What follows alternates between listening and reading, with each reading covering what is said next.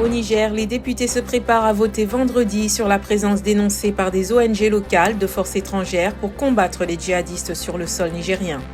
Certains considèrent la présence de militaires étrangers comme des forces d'occupation et une menace pour la souveraineté du pays. Au Mali, un ressortissant russe en opération avec des soldats maliens a été tué par une explosion dans le centre du pays, région en proie à l'activité de groupes djihadistes, ont annoncé mercredi des sources concordantes. Il s'agit du premier décès confirmé d'un Russe dans le cadre d'opérations militaires au Mali. Au Nigeria, on a appris jeudi que des djihadistes affiliés au groupe État islamique ont revendiqué une attaque meurtrière à la bombe, faisant 3 morts et 19 blessés graves mardi dans un bar à l'est du pays, selon un premier bilan. Un deuxième bilan fait état de 6 morts selon la police.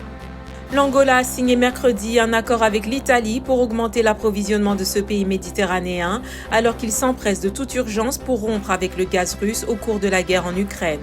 Le Premier ministre Mario Draghi veut ajouter l'Angola et le Congo-Brazzaville à un portefeuille de fournisseurs pour remplacer la Russie qui fournit environ 45% du gaz italien.